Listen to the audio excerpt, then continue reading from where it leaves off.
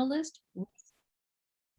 Dr. Bremer is a policy analyst, researcher, and economist with over 40 years of experience in governance reform and private enterprise development in the United States and more than 30 countries. She currently focuses on public governance reform and work to strengthen democracy in North Carolina. She recently completed a 2-year term on the state board of the League of Women Voters of North Carolina, with a particular focus on redistricting. She established the League's statewide redistricting reform team and led it from July 2017 to May 2021. As part of the work, she established Fair Districts, a coalition of Carolinian organizations working to foster redistricting reform. Let's see, the work led to the formulation of the NC League's 5 principles for a reasonable redistricting commission as a sound basis for redistricting reform. She is currently working on a project to engage voters around county redistricting in North Carolina, including developing a website, faircountiesnc.org, and a more traditional report. Prior to her retirement in 2016, she divided her career between academia and professional roles with leading organizations in the international development field. She established and led the Keenan Institute Washington Center, a program of UNC's business school from 1990 to 2006, and later created and chaired the Department of Public Policy and Administration at the American University in Cairo. She holds a PhD in public policy from Harvard University's Kennedy School of Government, an MA from Stanford in development economics, and a BA cum laude from Barnard College of Columbia University. So we are going to let Dr. Bremer take it over now and talk to us about redistricting. Okay, well, thank you very much. And I'm really glad to be with you. I am actually proposing, well, let me share my screen first.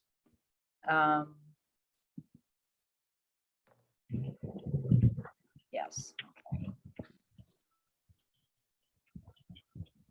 Okay. So let me just go into, I'm just going into my slideshow, which is always clunky. Hopefully we're there. Okay. And I thought that I would actually do this in 2 parts. And in some ways, this is an illogical way to do it, but I'm sure are many of you who know a lot about redistricting and don't really want the basic overview. But at the same time, Krishna asked me, and I'm very happy to do the basics of redistricting in North Carolina as well. But I put that at the end, so that if people don't want to sit through that, they don't have to.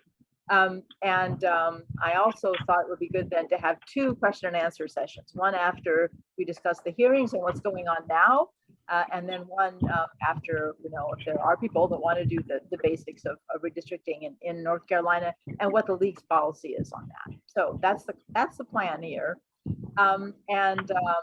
I want to give you some suggestions for commenting in person or via the public comment portal on the legislative website, and possibly talk about how you can increase your impact.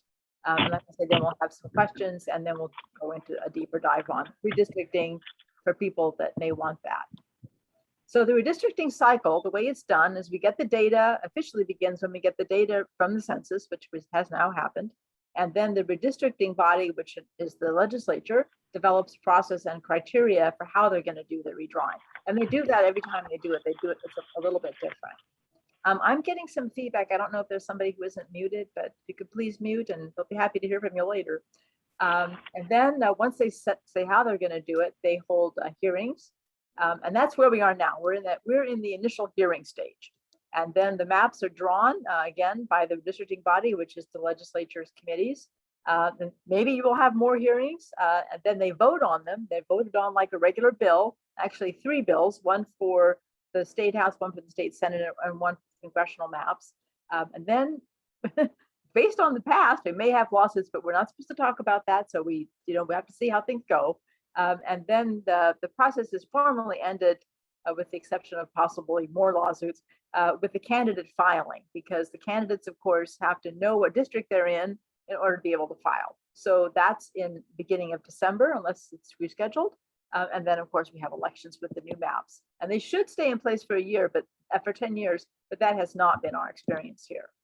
So really going to focus on the state level, naturally, but we will also be drawing the congressional maps. But beyond that, we have the legislative maps, we have county commissions, school boards, town councils, but those local offices only redraw if they have what are called true districts. And that means if they actually elect people district by district, rather than some variation on at large. And they also only redraw if the population per district, the new population with the new census, has become too unequal. And I'm not going to go into the details on that, but if someone wants to, we can discuss that in Q&A, what exactly it means to be too unequal. So here in Orange, Durham, and Chatham, we only have a few things that are going to redraw because we have a lot of things that are at large, or perhaps not sufficiently out of line. In Chatham, as far as I can tell, it's really only Siler City Council that will redraw. In Durham, it's just the school board. Everybody else is pretty much at large, I believe. And in Orange, nothing is going to get redrawn. Normally, we would redraw our Board of County Commissioners, but from the numbers that we've run, it doesn't look like the districts are far enough out of line to require redrawing. So there's not going to be a whole lot of action here locally, at least in terms of these local offices. We do expect a unique thing about North Carolina, and a truly stupid thing, it's the result of a court case, is that we have this bizarre concept of county groupings, also called county clusters, also called pods. And what happened is there was a court case that was trying to resolve the fact that there is, of course, one person, one vote, which means that districts have to have, about the same population each, so everyone has equal voting power. But we have a provision in our Constitution that says that you must keep counties whole. So those two things don't go together because the counties obviously are different sizes and you can't divide them up into even numbers of districts that are all the same size, therefore. So what they came up with is this county process. And you can, actually I have a cursor here. You can see, for example, this pair of counties over here, which I believe is Cleveland and Gaston, or Cleveland and Gaston, anyway. And there's this district here that slops over between the two of them. So what they do is they try to make the small grouping as possible of 2 or more counties, so that they get within that grouping, they're close to the ideal population for, in this case, 4 districts. Or down here you have a 3-county cluster of Robinson, Pender, Columbus, and Pender. And so this district cuts across and this purple one cuts across. And you can see some other examples of that where they have not been able, like here, there's this one is it's like a 4-county cluster, but it'd be 5-county cluster, which you've got these slopping over together, these are crossing a border, this is crossing a border. So it's a compromise between those two, but it creates a kind of a mess. And we expect that our districts here, this is Alamance, this is Orange. Currently, we have a cluster in the Senate, which is Orange and Chatham, but that's probably going to change to Orange and Caswell, our neighbor to the north, because we've grown a lot, and Caswell is a smaller county by population than Chatham, so it looks like our state Senate district will be these two. They haven't, as far as I know, released the clusters, but they obviously have drawn them. And these were just like partial clusters because this is from the 2019 redraw. So how did they do this last time? Well, the last official redistricting in between court cases, not counting, was done in 2011. And I went back and went into the schedules, and we have a tremendous amount of information on our North Carolina General Assembly website. For example, you can get bill histories going way back. And so I used the bill histories for the redistricting bills where they actually put the map into the bill and adopt it as a piece of legislation. And also the information that was there on the schedule of hearings to answer the question of whether, in fact, they did conduct hearings before and after they drew maps last time or not, because they are proposing this time to only conduct hearings beforehand and maybe to have one hearing in Raleigh at the end. So I looked at it, and in fact, don't want to go over this in detail, but they had, there were 3 rounds of hearings and 4 rounds of maps. So they introduced maps and they had some hearings, then they introduced revised versions and then they had some more hearings, then they introduced more revised versions and had a final round of hearings, and then they then wrapped up the maps, made some final changes, and they were adopted. And that sort of started in the end of March, and it was completed by the end of July. So, well, why are hearings important even this year when we know that they're going to gerrymander? Well, I'm going to quote Woody Allen says that showing up is 80%, and showing up is really important in this case. Also going to quote John Lewis as perhaps a more important authority than Woody Allen, but you never know. That freedom is not a state, it's an action. And it's up to us to take action if we want our freedom to be preserved. And the correct response to an anti-democratic government is resistance. So we need to really show that voters care about the redistricting and they want to know whether or not they can hold their elected officials accountable. And to me, that lack of accountability is the worst part of gerrymandering because it creates safe districts for members of both parties. And that means it's very difficult to hold them accountable. And we want to create a record that may be used to oppose illegal maps and later down the road. And we also want to support our colleagues and people who can't be there because they have to work, et cetera, family obligations, by showing that voters really care about this. So this is the proposed schedule. It's only 13 hearings are being proposed, and maybe 1 after the maps are released. This is really not enough. As I say, this compares to hearings that were held, some of them jointly by video conference in 2011, but 36 hearings, 36 counties had hearings before they drew the maps and 26 after they began drawing the maps. So that's really unacceptable that with the better technology that we have, despite the compressed schedule, we should be able to have more hearings than these are the ones, and these are the ones that are in our area. The one on tomorrow on the 15th. At 6 in Durham, at Durham Tech, and the full address is below that. I couldn't fit it really, it was going to get ridiculous. And then there's one in Alamance, which is our county to the west, and on the next day at about the same time. So sorry, I just got something popping up here. So those are our 2 best options, but there will be hearings around the state if you want to attend others as well. And we hope there will be additional hearings. So if you participate, in terms of comments, basically what we're talking about are process comments about how they're doing the redistricting, and criteria, which is how they're deciding what is a good map. On the process side, transparency is probably the single most important thing, that we need them in particular to make the maps available with the full data files in computer readable form.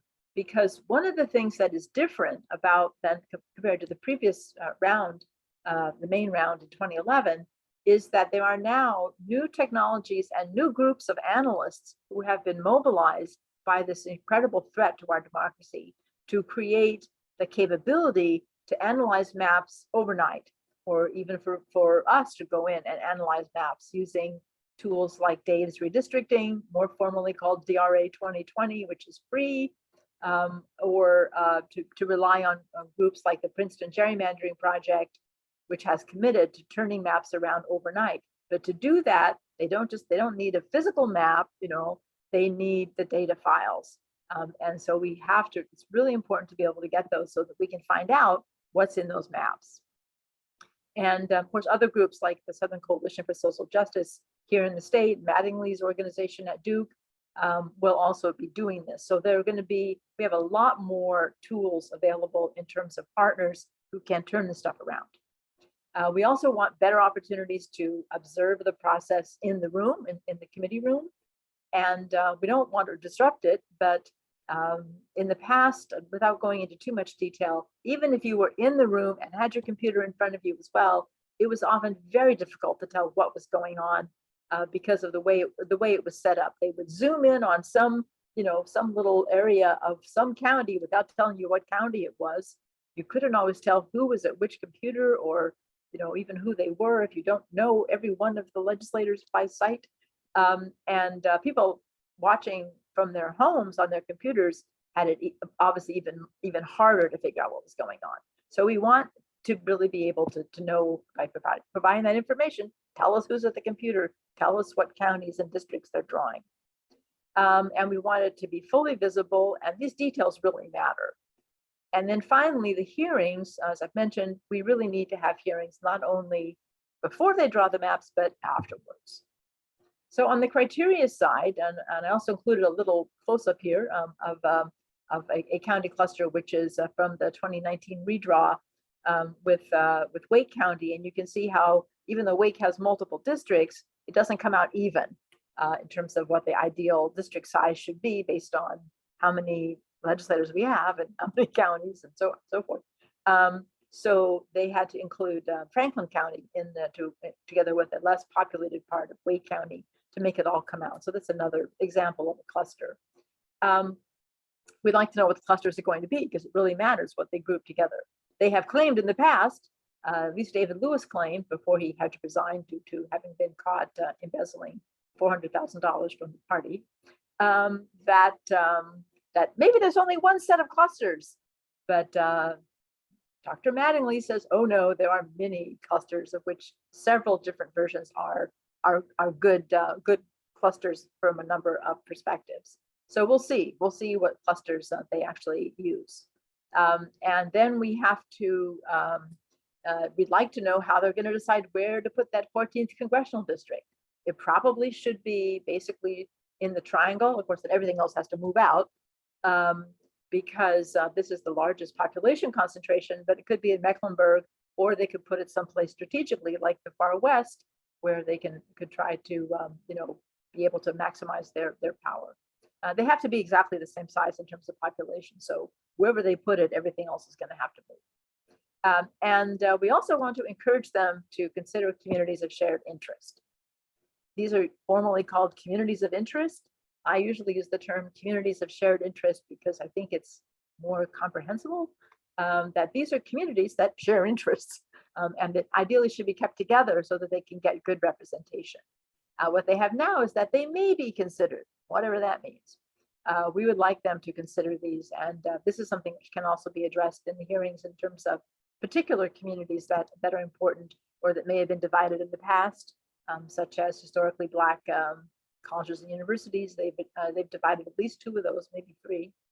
And it's also extremely important to protect the minority rights. The Voting Rights Act, despite having been unfortunately weakened by the Supreme Court in a couple of decisions, is still the law of the land, and we still must protect minority voting rights, not only to comply with the Constitution, but to comply with the Voting Rights Act, which we hope will be strengthened and adopted.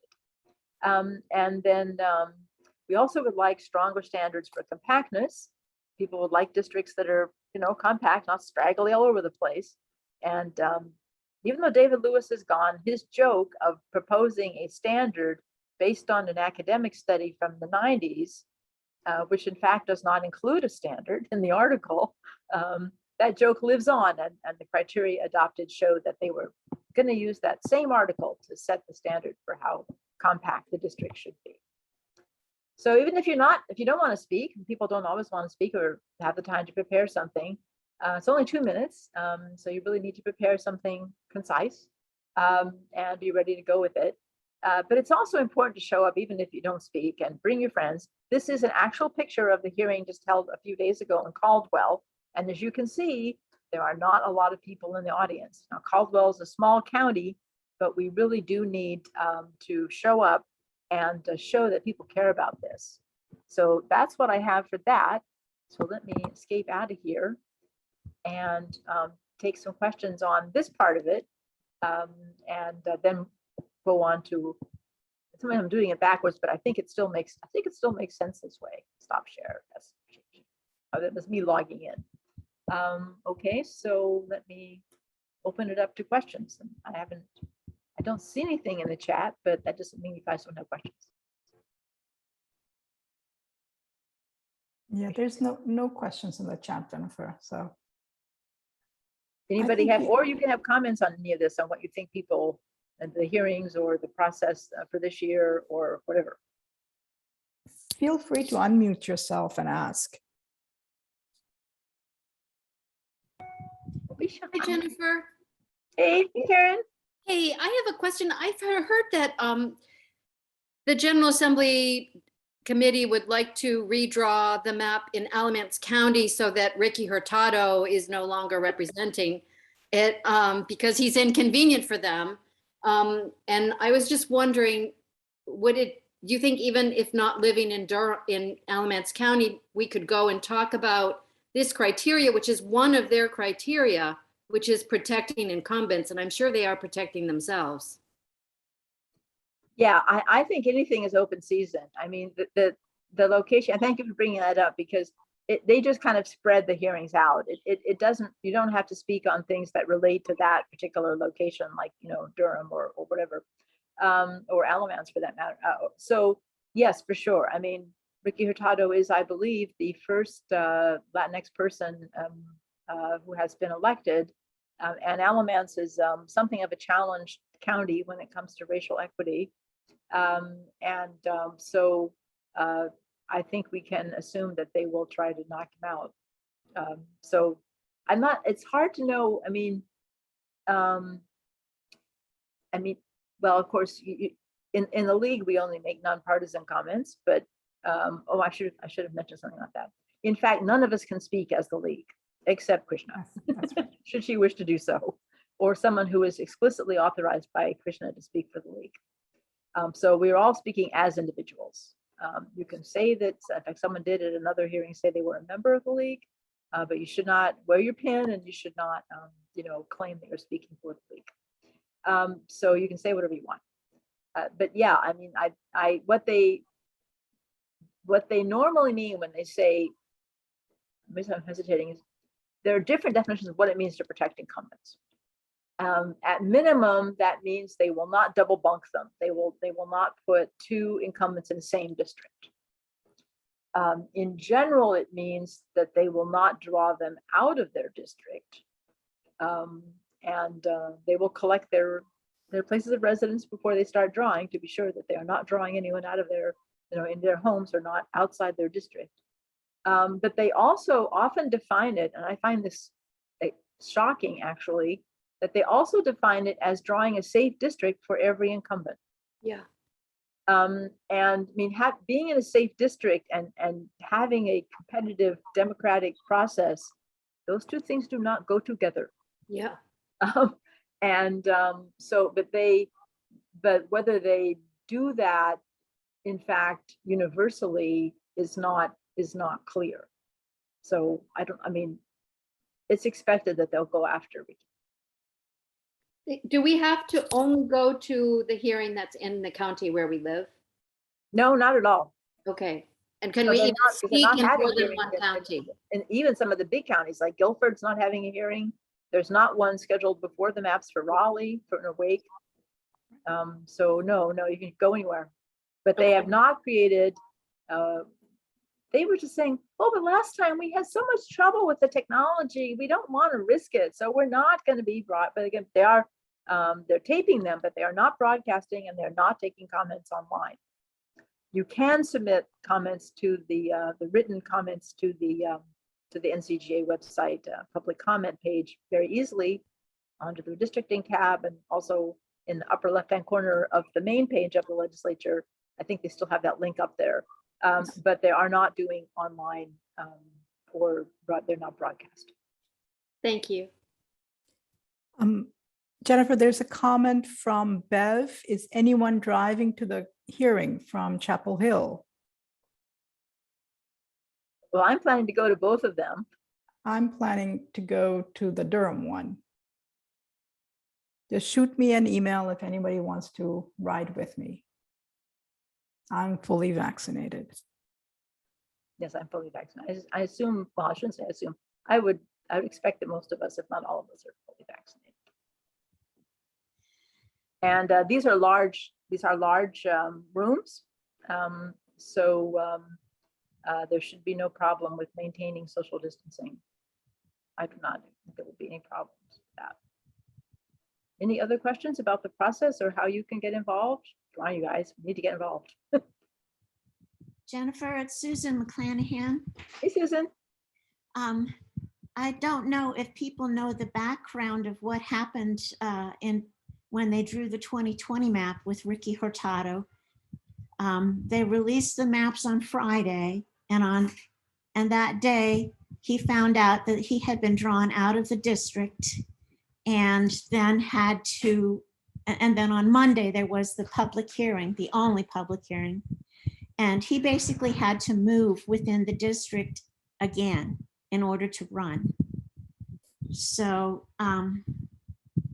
they should not, and they should not be using candidates' addresses, because that's how they drew him out originally. Well, unfortunately, and I certainly agree with you, but drawing candidates out is a long established practice. In fact, Nelson Dollar, who was the chair of the Appropriations Committee, yes, there were 3 people who were running against him. And when they redrew the Wake County, all 3 were drawn out of the district. One of them then moved back into the district and ran against him and beat him. There were 3 women. But there is no right for a candidate to be in any particular district. And it's really only a courtesy. There is no right for an incumbent not to be drawn out of their district either. But yeah, those are the kinds of things they do. They will draw identified opponents out of the district.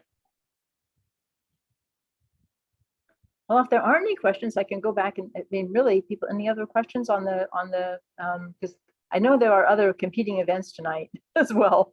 These people had to hop off, but I have a question. sure. So what do you think they will do? They take the comments and then what? Do they really matter, or is this just a show, a political show? It's some of each. Okay. I mean, they will often complain. And one thing I meant to mention and forgot. It's important to make specific actionable comments. If you have something to say about your community of interest or about a specific way, piece of, the criteria or the process, like we want shaped files, which are a kind of computer map file. That's what you want. You don't want to just get up there and talk about the importance of fair maps, because they just get tired of hearing that. But it is, I think, I mean, I listened to Caldwell.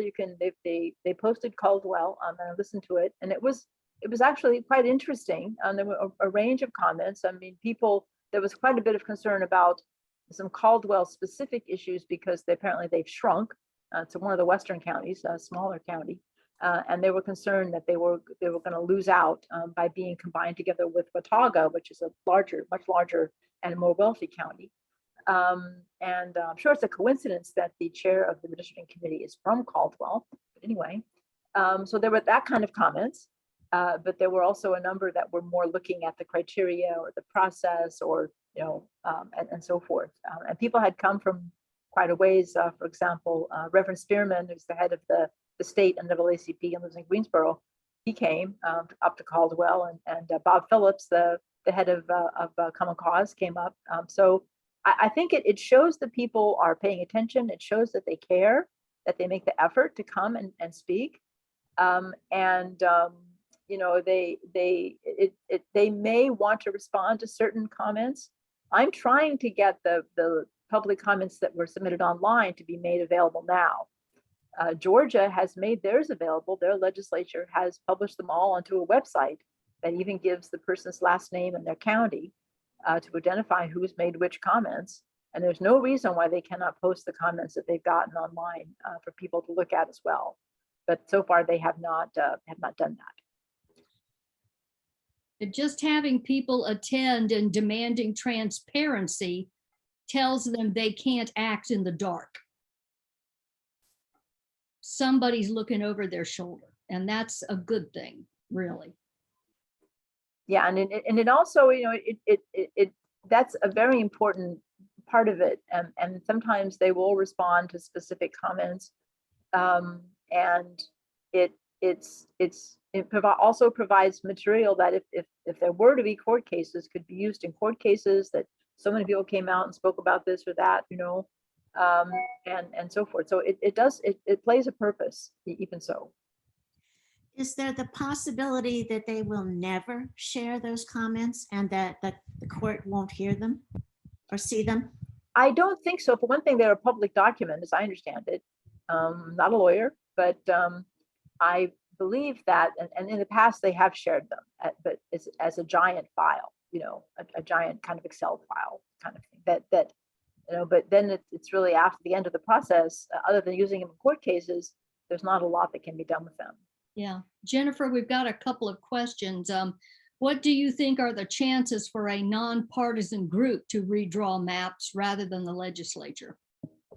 Well, I mean, I was going to cover that in the second half, but let me jump into that. I mean, Krishna, what do you think? I mean, do you want me to do that basic presentation, or do you want me to just answer these questions? How do you want to do it? Let's answer these questions, and then you can just sort of gloss should over that yeah. slide. Wanted to answer these for sure. Yeah. I mean, that the league has for many years, and really formally with a very detailed plan at the national level since I believe 2015, has advocated for an independent commission, which is a commission that both draws and approves the map. There are all of the independent commissions that exist in the country have been adopted by citizen-initiated referendum, where you collect petitions and put something on the ballot, which we cannot do in North Carolina because they never put it in the Constitution, although it was proposed in 2013. This is another problem, one of many with Jim Crow, that when the rest of the country was doing the progressive era, the South was doing Jim Crow and therefore did not adopt the progressive measures. So there are only 2 states that have adopted an actual commission that draws the maps, and a so-called advisory commission that then in a legal sense advises the legislature as to what the maps should be, that they must finally vote on them. And those are New York and Virginia. And Virginia just adopted theirs, and it was adopted by the legislature and approved by the voters. It was adopted in a bipartisan fashion, in part because their legislature is like really on the edge between the Democrats and the Republicans. But that's precisely why they adopted a change, and their demographic transition is further along than North Carolina's is. So Northern Virginia, has a very large minority population. There are large minority populations in other parts of the state. And so the Democratic Republican balance is right on the knife's edge. And therefore there was more of an interest on both sides. And there were a number of, it passed in the House with Republican votes, even though the Democrats controlled the legislature. Yeah. Another question regarding Valerie Fuschi, and I have seen a map that was proposed that included putting her into Caswell and Person counties, as well as Orange County. Have you seen that one? I haven't seen that. I've actually been hunting for the map. So if you have that one, I mean, If I find it, I'll send. It's a question of numbers. I mean, Yeah. It will be Orange plus something to add up to the requisite population. But because Orange has gotten bigger, and so now Orange plus Chatham is too many people. So it's going to have to be, I thought it was going to be just, what I heard was just Caswell. But they're not supposed to divide counties unless they have to, but that kind of depends on what happens in the other districts. So I don't know, but it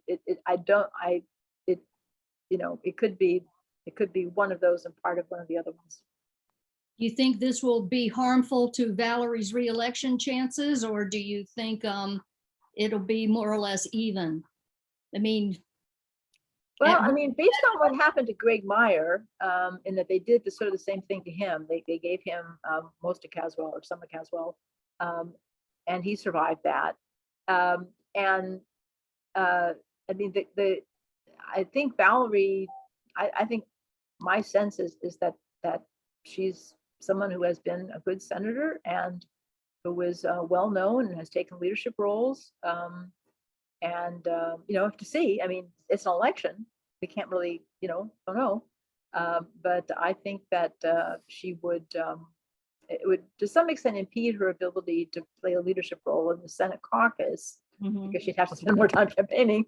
But all of the counties along the Virginia border have a substantial minority population.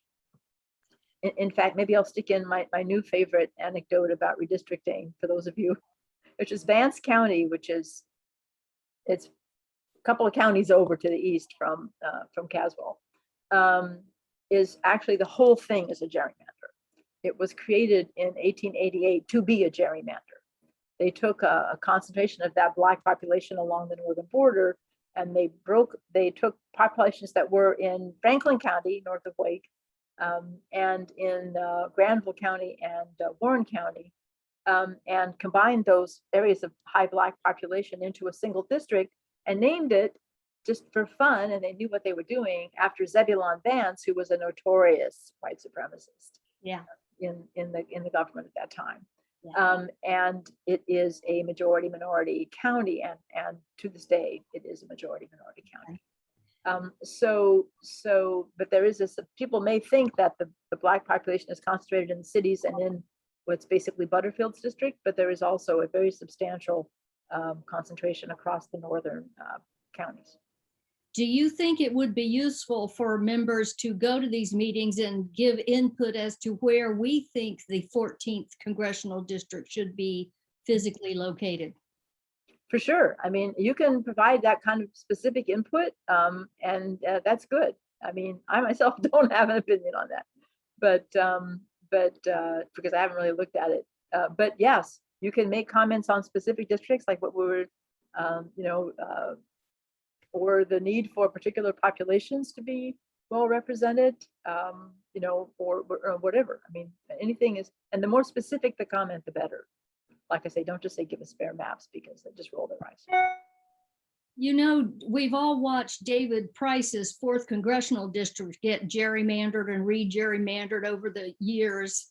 And what should we advocate for him that would not be so gerrymandered?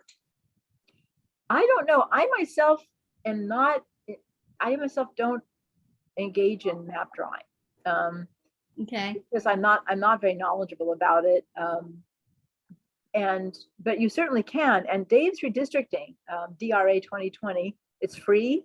They've got tons of YouTube videos on how to do it. It's not difficult. It's like paint by number. It shows you the precincts and then the census blocks, within the precinct, and you just color them, and it shows you how much population you're building up until you get to your target population level. And it's no more complicated than that. You are literally just using your cursor to paint different, adjacent,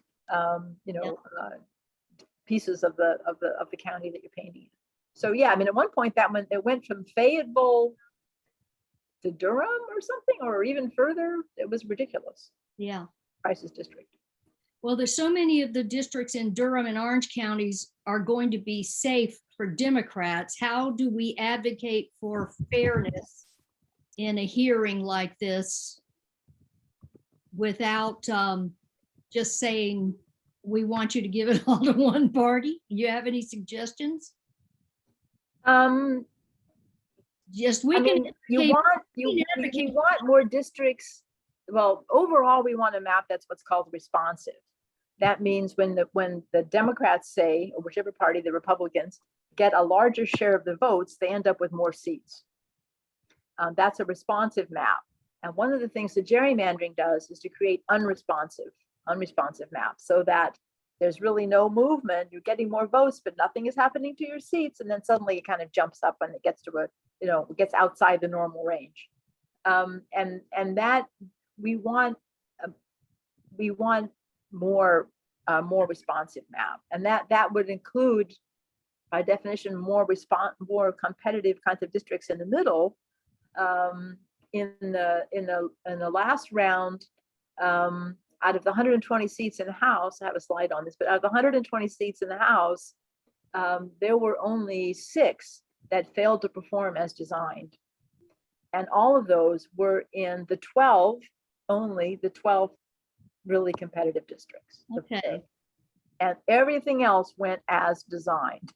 Mm-hmm. And that means that's one of the things that contributes to undermining our democracy, because if the real race is the primary, and then they know they're going to win the general, whoever wins the primary, that tends to lead to candidates who appeal to the primary voting base, which is, more to the extreme in both parties, in the two major parties. That's kind of how we got to where we are today. It's a big piece of how we got there. It is one of the reasons why we need to fix this. Okay. But now- we will, I think our demography is moving more slowly than Virginia's, but it is moving. And it's going to be very important because you've got the overall demography, of course, of the state, which is what it is. But then you have, who is registered and who votes. And you also have, the question of some of the newer voting populations that are coming in, that particularly the Latinx population, is really on the bubble.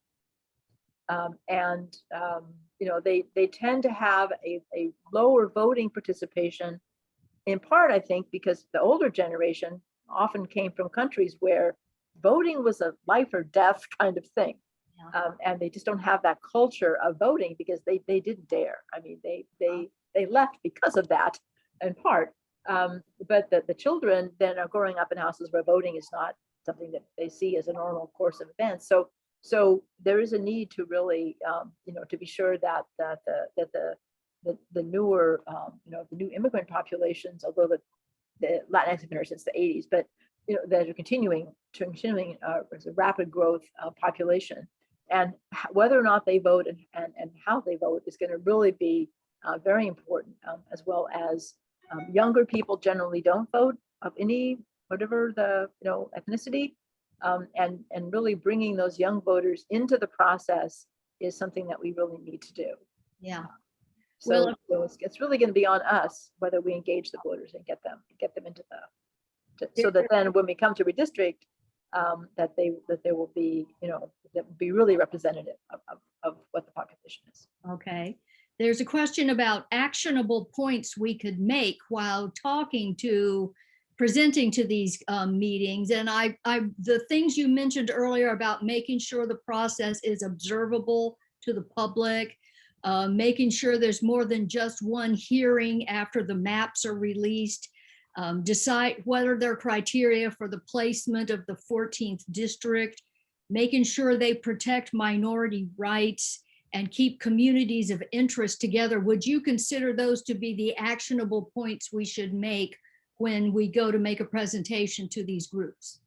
Yeah, to me, those are the ones that I think are the most important, although there are others along that same line.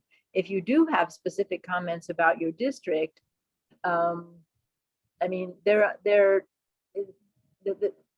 I think it's difficult to make an argument with regard to a particular incumbent, whether that's Valerie or whether that's Ricky or whoever.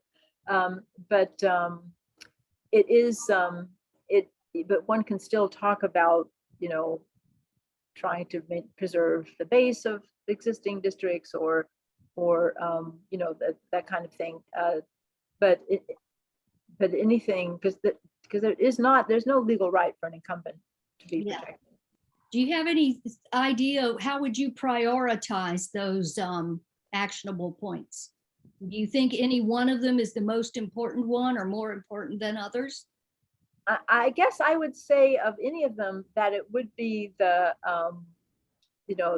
question of having hearings after they draw the maps, because they, as I showed in the sort of the TikTok for the last redraw, they introduced new maps, they had hearings, they made other changes, they introduced new maps. And they still, after the end of that, drew a tremendously bad gerrymander that was found to be unconstitutional. But nonetheless, they, that ability to really comment on the maps, because otherwise you're looking at sort of these either very general comments, like we want the data to be released, or very specific comments about my neighborhood not being divided. Okay. But the second one I would say is the data. They've got to give us the shape files. Okay. Because without that, the public cannot analyze the maps. Okay. Do you have an idea off the top of your head of which of the Republicans in each house are the primary district drawers? Who, like, we know that certain Republicans were more involved than others during 10 years ago. Do you have any idea who that might be today? I don't personally have an idea. I'm sure there are people that know that, but I think that on both sides, Democrats and Republicans, there are consultants out there. I know that Hoffler, although Hoffler is, testifying in a higher venue, Yes. but his partner, whose name I'm now forgetting, whatever it is with a D, whatever it is still in business, and there are others. There are certainly consultants there, and there are consultants on the Democratic side as well, who have, I'm sure, have been drawing maps for quite a while now on both sides. Okay, I was wondering if there were any particular Republicans driving the process. If we knew who they are and what district they're from, we might be able to contact somebody we know in their district to have them contact him with some of these actionable points. That's just. I mean, you can send them to the committee. You can send them to the whole committee. We have like lists of their emails and so forth, Twitter for some of them, I mean, the chairs are always, likely to be playing a significant role. I would not be surprised if Lewis is playing a role in the background because he's a very skilled map drawer. Hayes is still out there. He was co-chair and he was drawing a map, although he was the one who was going back and forth from the hearing room, disappearing, printing out a bunch of maps, disappearing for 10 minutes, talking to somebody in some room and coming back with those changes and entering them into the map. And he did that 20 minutes at a shot for hours. Yeah. So he was not drawing the map, but there were people who were drawing the map. He had somebody behind him doing it. Well, what have we not covered from the second part of your presentation, Krishna? I have a quick question. Jennifer, what is the timeline? So now it's middle of September, right? And then candidate filing begins in December. So one set of map will be drawn, and then we would like to have public hearings. And then hopefully they take whatever the result of that public hearing and then redraw the map, and then we have another public hearing. So there is nothing to stop them from saying, well, we're running out of time. Or they could sort of kick the can all the way till November. Yes. Okay. Indeed. And there's some talk that they will do that and say, oh, well, we have to do the budget. We can't take up the redistricting until we have the budget. Okay. And that's going to be a long battle. And oh, we haven't had a recess. We need to take a recess. But there's the reason, of course, as we know, that why the candidate filing is in December is because the primary is in March. Correct. And although they have said that they do not want to move the primary, that's why they don't want to move it. But of course, they could move it. There's nothing at all. It was in May for many years. Right. They will. I think they will try to run out the clock. Okay. And because it's entirely arbitrary to say that they must have the primary. Now in 2020, the court said, when there was a court case for the 2019 for the 2020 election, the courts said we're too close to the primary. We cannot change the maps. We're just going to give up. And that was the right decision. I'm not criticizing them because they were too close. They closed the second court case, the congressional case, like 2 or 3 days before the filing. And nobody wanted to move Super Tuesday for obvious reasons. And now the 2020 course is Super Tuesday. But this is just a state election. There are the congressional seats, but there's no reason at all why they could not move that primary, other than that they don't want to. They're keeping the process compressed. Okay. Thank you.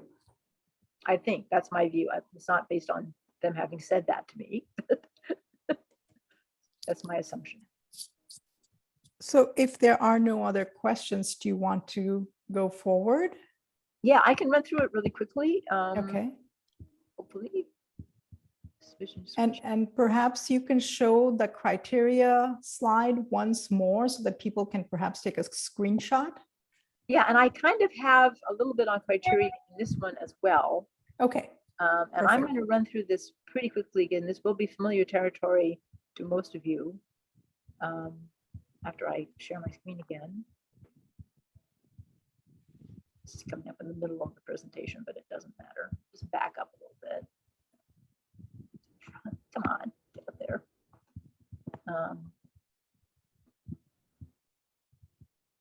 Okay, I can't do the slideshow unless you move your message that I'm showing my slides.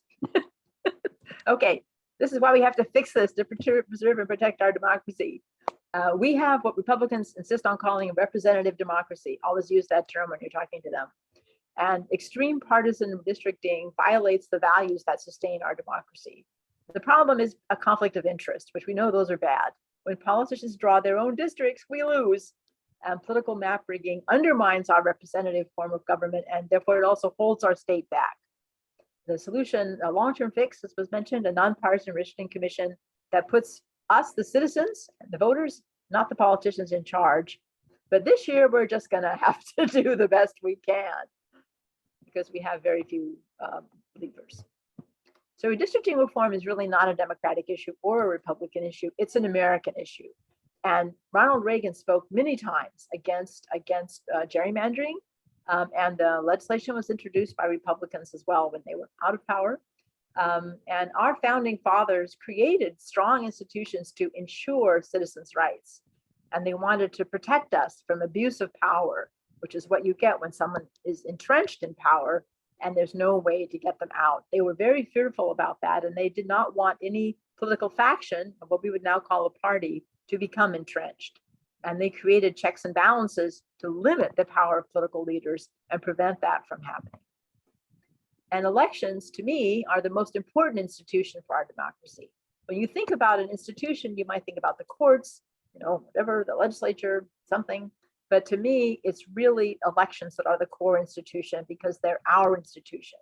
They're where we, the people, get to express our will. They're where voters get to actually say what their choices are and have a voice in who's going to be in the government. And equally important, and to me, in many ways, more important, that's where we hold officials accountable to their constituents. If we can vote them in, but we can't vote them out, they're in safe seats, do we really have a democracy? So redistricting is essential for fair elections, keep the districts equal size. It's done every 10 years. That's where we are. Should be a straightforward process to just kind of adjust things. That's what the founding fathers thought they were putting into the Constitution. But instead, it's an opportunity for whoever's in charge to rig the maps and tilt the elections. And that's the difference between redistricting, good, and gerrymandering, not good. Both parties do it. The map on the top is a Democratic gerrymander from 2001, and the one on the bottom is the GOP gerrymander from 2011. And they look kind of similar, but in fact, they're not. One was designed to really support a lot of Dems and the other GOP. And both of these maps were found to include unconstitutional racial gerrymanders and had to be redrawn, at least in part. And this is, in kindergarten, we learned 2 wrongs do not make a right. This is a clear case of that. But extreme gerrymandering can also be seen as a moral issue because it's cheating. It's really what it is. It's cheating, plain and simple. If you went to a basketball game and you looked down at the court and you saw that the home team had moved the midcourt line and shortened the free throw line and maybe lowered the basket while they were at it, everybody would be outraged. But why do we expect less of our politicians? They get away with this exact same thing. They are moving the lines, and we really should expect them to do better. But even if that weren't enough, it undermines our core institutions. It gives safe seats to incumbents of both parties, and this really discourages good candidates from running. And that means we don't get a real competition, which is fundamental to what is designed to make representative democracy work. And therefore, it denies us choice. Legislators don't have to listen. They're in safe seats. Why bother? And therefore, we can't hold them accountable. I think in many ways, being able to hold them accountable and vote them out if they don't do what we want is just as important as being able to vote them in the first place. And this damage threatens our representative democracy. People, you hear people all the time, young people saying, our votes don't count. Why should we bother? We don't have any confidence in the system. We're hearing that more and more. And we're also seeing rising gridlock in civility. I've been using this slide for years. This has become more and more true over the past couple of years, unfortunately. And candidates, whose real contest is in the primary, move to the extremes, as we mentioned. And no, the redraws have not fixed it. This is the chart that I was, somewhat ugly chart. This comes as data from Civitas. And it shows that out of the 120 House seats, 93 were safe or likely for one party versus the other after the court-ordered redraw. This is after the court-ordered redraw, not before. It's a little bit less. It's 93 instead of 100. And of course, the GOP, having been in charge, has more. But nonetheless, the only ones that did not perform exactly as designed were the 6 kind of orangey, golden writing ones in the middle there. Overall, the overwhelming number of the seats are still safe. It went from 100 to 93 safe seats, but it's still overwhelmingly safe. But never mind our democracy. What else do you care about? I'm sure you guys care about a lot of these issues and having a better North Carolina for our kids and for the future. But whatever you care about, you have to also care about gerrymandering, because gerrymandering is one of the main things that prevents us from moving ahead on any of these issues. The bottom line is very straightforward. When politicians draw their own districts, we lose. But reform is really hard because only the party out of power opposes gerrymandering. And then when they're in power, they do it. But it's very hard to get a reform adopted when only the party out of power favors it. So we, the voters, are therefore the only ones who can really stop them. So how do we fix it? There are lots of redistricting systems can get very complex, but the essence of it is in this slide. We need a citizens commission where voters, not politicians, are drawing the maps.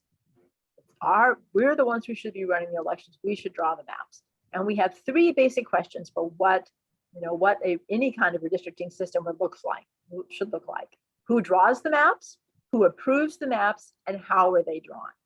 And these how things, which is kind of what we're stuck with at the present time, they're important, but they're not, to me, they're not as important as the first 2. Is the legislature going to draw the map? And really it's the legislative leaders. It's not the whole legislature. And are they going to draw the map? And are they also going to approve the map? It's just a couple of people in a back room? Or are we going to have a commission draw the maps in public with representation from both parties and from voters of no party? And so whoever draws them, who's going to approve them? And then how are they drawn? But really those who questions are the most important. We feel that only a citizens commission can end the abuse of politicians drawing their own districts. It's a conflict of interest, and they run the whole thing, whichever party is in charge runs it behind closed doors. They limit public input. We're seeing that now, and transparency, and unaffiliated voters becoming the largest voting bloc in the state, probably in the next few years, they're totally locked out. So what would a good commission design look like? Well, we have 5 principles for reasonable redistricting reform. 1, that the citizen members should be selected from the 2 major political parties, ensuring racial and other diversity, and that there should also be people representing people of no party, and that the legislature should have a role in selecting members from the parties in particular. There should be an open process with extensive citizen input, the things we've been discussing, simple standard criteria that keep politics as much to the side as we can, and eliminate or at least limit the legislature's ability to change the commission maps. The reform, for example, adopted in Virginia there's a trade-off between how much the legislature is involved in selecting the commissioners and how much power they give to the commission. In Virginia, they went to the point where half of the commissioners are sitting legislators. And then the leaders have a role in selecting the other half. But then once they draw the map, the legislature cannot modify it. They can approve a map that's given to them by the commission, but they cannot change it. Or if they don't approve it, they get a second map. If they do not approve that one, it goes to their Supreme Court. So it's a very strong commission, although it is officially not independent because they cannot approve the map. But we're not going to get that reform anytime soon. We have to work hard to get that, but we're not going to get it. The census delay made that even more impossible. They're saying they're going to use the 2019 process. And this is what we wanted. We wanted a transparent process, more opportunities for citizen participation, to forbid the use of any political data, to keep communities with shared interests together, to set non-political criteria for selecting a map, and to bar political objectives. Well, how did we do? It's sort of a more transparent process, although we know this is theater. We have to play our role and be on the stage as well, but this is theater. They're really drawing the map someplace else. So it's not clear that there are really more opportunities. There aren't as many hearings. They haven't released much about so far, but we'll see. They did forbid the use of any political data, which is good, but we don't think that actually means they're not using political data. Then you want to, they're saying that they may keep communities with shared interests together. That doesn't mean much of anything. That's definitely something to emphasize in comments. They did not set non-political criteria to select a map. There's nothing to prevent them from using political data behind the scenes, and they did not bar a political objective. They did not say that, well, this must be, for example, a more responsive map or something with more competitive districts. They did not say anything about that at all. So one change, and it's an important one, is that the most recent polls that I've seen show that Republicans, for the first time ever in North Carolina, believe that they want gerrymandering reform. They said, 59% of them, that ending gerrymandering in North Carolina is an important voting issue for me. And I don't know if that's because of the demographic change, which they can see coming, or they don't like the court cases, or they just don't like, to have their voices suppressed. So as they are in some districts. So, but this is an important change. So we owe it to our kids to protect the democracy that we inherited. And leaders across the spectrum have said this is bad, and have advocated reforms. All of these people advocated reforms and introduced bills. And it's really up to us to ensure that we get reform so that we can preserve and strengthen and protect our democracy. That's it. Thank you. Yay, that was great. Thank you. I know at one point in time when I was talking with someone at the General Assembly about a nonpartisan redistricting committee, I said, and the chairman should be someone appointed by the League of Women Voters of North Carolina to guarantee to the citizens that this is being done in a nonpartisan manner. And they went, yeah, that's a good idea. Well, I would like to tell you that not only is this a good idea, but it's actually being done in Greensboro. Go Greensboro. Yay. We have had a project working on the county commissions, which we thought were being overlooked and are very important, as Krishna and I know, and all you guys know, hopefully, that we were on an advisory committee, which we're going to discuss in another happy hour at some point, to look at how our weirdo system of selecting commissioners in Orange.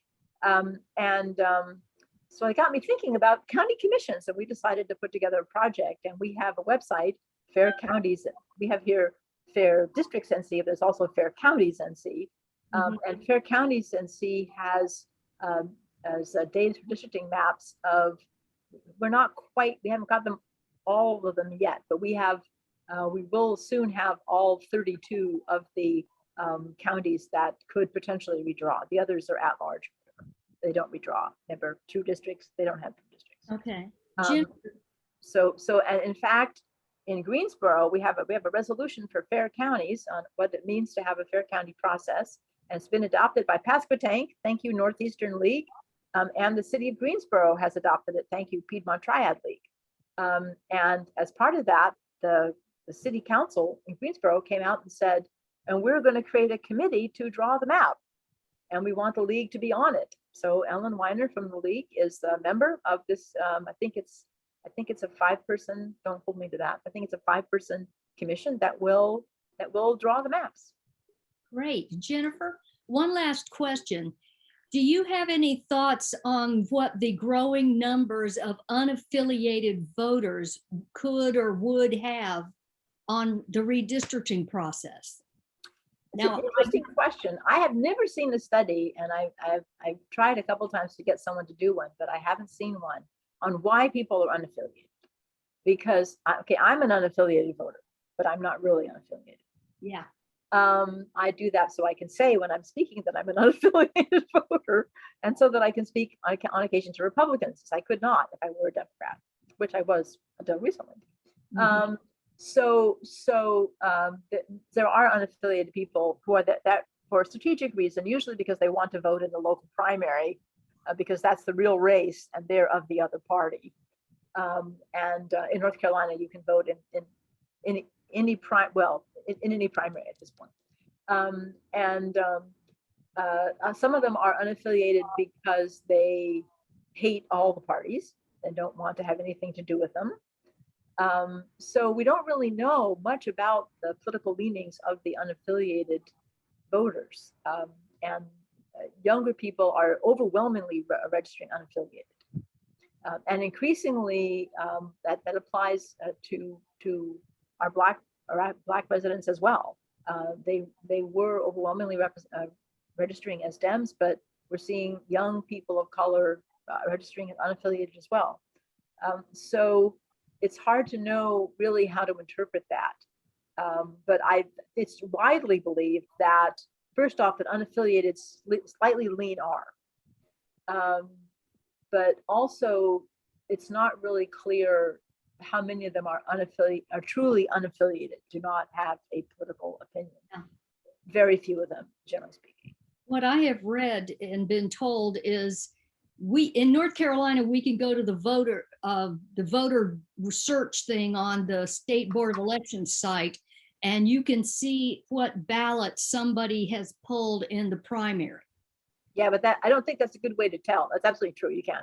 They But use because if you're in Orange County and you're actually a Republican and you want to have any say on who's going to be your representative, you may as well register unaffiliated and vote in the Democratic primary. Mm-hmm. And the same is true if you're a Democrat and you lived in,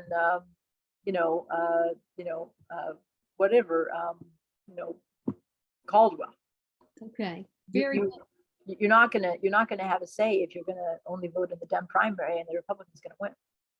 Okay. Well, thank you very much. Krishna, do you have any more comments? No, that was terrific. Thank you so much, Jennifer, for Okay. coming. And we are Always going glad to do it. Always glad to speak to anyone who's out there.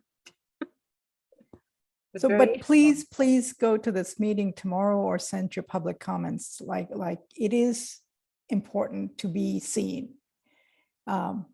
Yes, it may be a theater, but we need to play our role in it as well. So thank you so much, Jennifer.